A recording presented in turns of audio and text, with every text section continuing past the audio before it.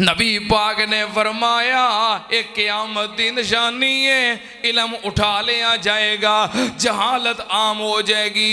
अगे नबी पाक ने फरमाया वशुरबल खुमूर,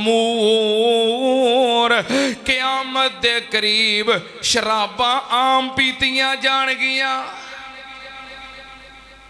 एक क़यामत की निशानी है, शराबा आम पीतियां जाना। केड़ी निशानी है? क़यामत दी। हुण पीती जाती है कि नहीं? एक होर हदीस बुखारी दी हजरत अबू मूसा अशरी रजी अल्लाह तआला नो बयान करते हैं, नबी पाक ने फरमाया क़यामत के करीब लोकी शराब पीणगे पर शराब का नाम बदल देणगे। पीणगे शराब, नाम बदल देणगे। की कहणगे? ये नहीं कहणगे मैं शराब पी के आया, कहणगे घुट ला के आया, मैं घुट ला के आया, मैं विस्की पी के आया, हाँ दारू पी के आया। नबी पाक ने फरमाया नाम बदल देंगे, लेकिन पीणगे शराब, नाम बदल देंगे। वशुरबल खुमूर, नबी पाक ने फरमाया शराबा आम पीतियां जाणगियां, एक क़यामत की निशानी है। वयकिल्लुर रिजाल वयकसुरन निसा, नबी पाक ने फरमाया क़यामत के करीब मर्द कम हो जाणगे, औरतां ज्यादा हो जाणगियां। जिथे वेखोगे औरतां ही नजर आउणगियां। बाजार च चले जाओ औरतां, मार्केट चले जाओ औरतां, किसी दफ्तर चले जाओ, शनाख्ती कार्ड बनवाउण जाओ, पासपोर्ट बनवाउण जाओ, लाइसेंस बनवाउण जाओ, किते बिल तारन जाओ, कितों मोबाइल लैन जाओ, कितों सिम खरीदन जाओ, कौन मिलणगियां? हर दफ्तर, हर होटल और हर प्लाजे दे रिसेप्शन ते कौन मिलणगियां? औरतां। फरमाया औरतां दी कसरत हो जाएगी, इत्थों तक के एक एक बंदा 50-50 औरतां ते हुक्मरानी करेगा। की मतलब? बंदा एक होएगा, 50 औरतां नाल तल्लक होणगे, को 50 को औरतां नाल गलबात चलदी होएगी, को 50 को औरतां ते गंदी नजर रखदा होएगा।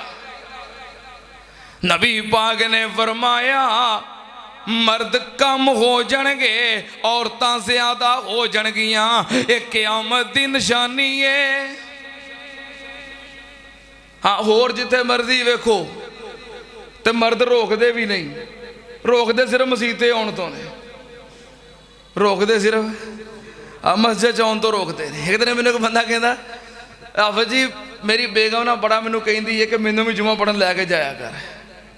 मैं आना जुमा पढ़न, जुमे तो रिकॉर्ड करवा के लै जाना, मैं मोबाइल पर सुना, मैनू कहती है कि मैनू भी नाल जुमा पढ़न लैके जाया कर। मैं कहा लै आया कर।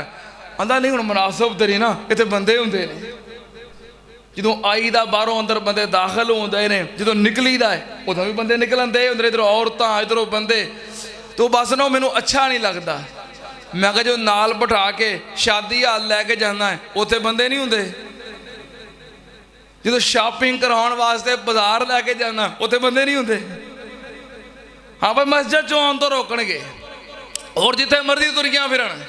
नबी पाक ने फरमाया औरतां ज्यादा हो जाणगियां। अच्छा वैसे तजर्बा जे, औरतां बाजार जाणों हट जाण, खरीदारी बंद कर देना, औरतों की खरीदारी ते पाबंदी लग जाए, महंगाई अद्धी घट जाएगी। तजर्बा करके वेख दो, औरतों की खरीदारी ते पाबंदी लग जाए, महंगाई अद्धी घट जाएगी। मैं पता क्यों किया है? चंद दिन पहलों मेरा एक दोस्त है, मैं वो नाल सी, कह लगा आफत साहब मैं ना एक सूट लेना है, जरा कि बाजार दुकान पर रुकना है। वो रुक गए, उन्हें सूट लिया, दुकानदार ने कट के वो छापर च पाया, उधरों 2 बीबियां आ गई। वह ना कोई दुकानदार नाल कोई सलाम दुआ सी, उन्हें दुकानदार ने इंज किया, उन्हें कहा मियाँ साहब, अच्छा चुप करके बह गए। औरतां आईयां, उस थान नालों उन्होंने सूट पसंद किया, कट के दिता, कह लगियां किन्ने पैसे? कह लगा भैन वैसे तो मैं 5000 का वेचना वा। लेकिन तुसी मेरे मुस्तकिल कस्टमर हो, आउंदे जांदे हो, सलाम दुआ तलक है, तो तुहाडे कोलों सिर्फ 4000 रुपया लगेगा। मैं घट भी कराना तो मैं 4500 तो घट मैं कदी नहीं दिता।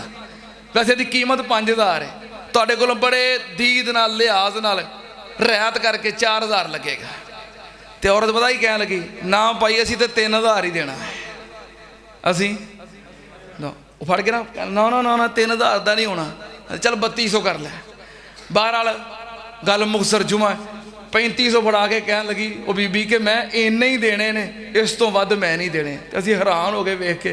उन्हें 3500 फड़िया, सूट पकड़ाया, नाले सान चाड़िया कि तुहाडी वजह तो मैं इन्ने का दे दिता है, मैं तो कभी 4500 तो घट नहीं दिता। वो चली गई। मेरे नाल दोस्त सी, कह लगा हाँ जी किन्ने पैसे, कहता यार 1800 रुपया दे दो। मैं उन्होंने कहा ये की आंदा, हुण तुहानूं पता है जो कीमतां ने, औरतां नूं की पता होवे।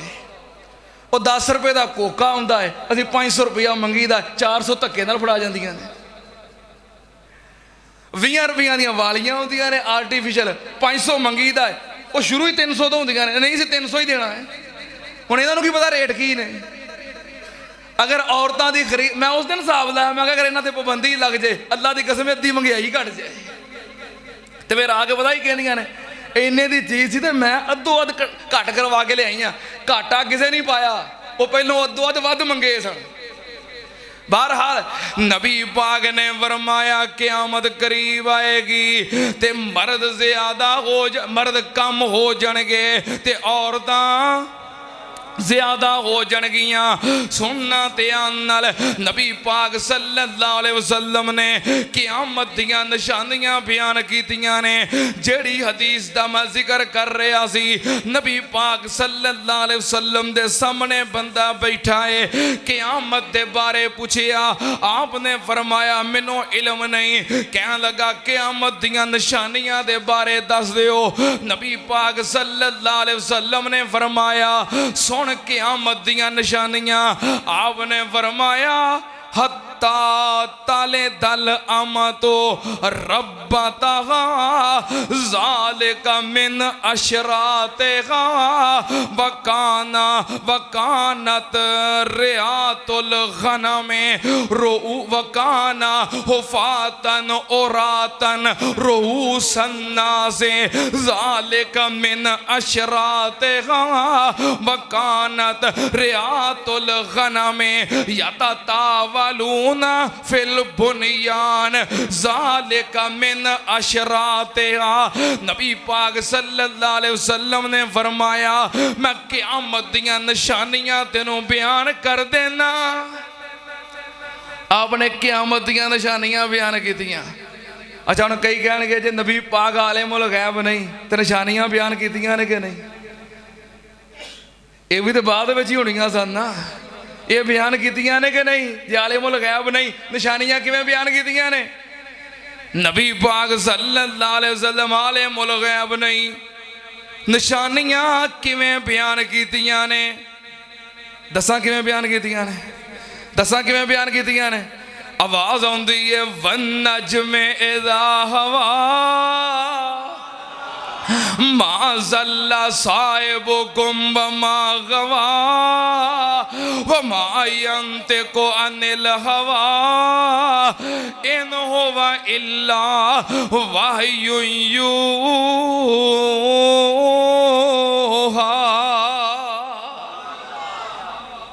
ओदे लबां उत्ते रब बोलदा है, ओदे लबां उत्ते रब बोलदा है, सोना रामता मोती रोलदा है। ओदे लबां उत्ते रब बोलदा है, सोना रामता मोती रोलदा है। ओदा बोलना रब दा कलाम आया, कायनात दा बन के इमाम आया।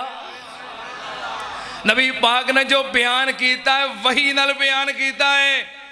क़यामत किदों होनी है ये वही नहीं आई ते आपने बयान किया। नबी पाक सल्लल्लाहु अलैहि वसल्लम ने निशानियां बयान कीतियां।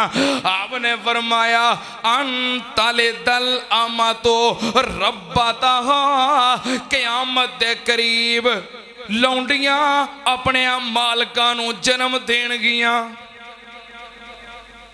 मुलाजमा अपने मालकां नूं जन्म देणगियां। की मतलब उलमा ने, मुहद्दिसीन ने, मुफस्सिरीन ने ਇਹਦੇ कई मफहूम बयान किए ने।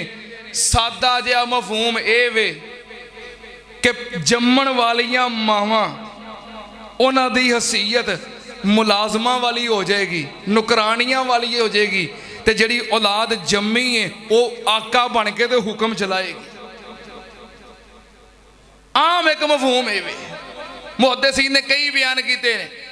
लौंडियां मुलाजमा अपने मालकां नूं जन्म देणगियां, जिन्हां नूं जन्म दिता है मालक बन के हुक्म चलांदे ने, और जम्मण वालियां नुकरानियां बन के धक्के खांदियां ने। इंजू हुंदा है कि नहीं?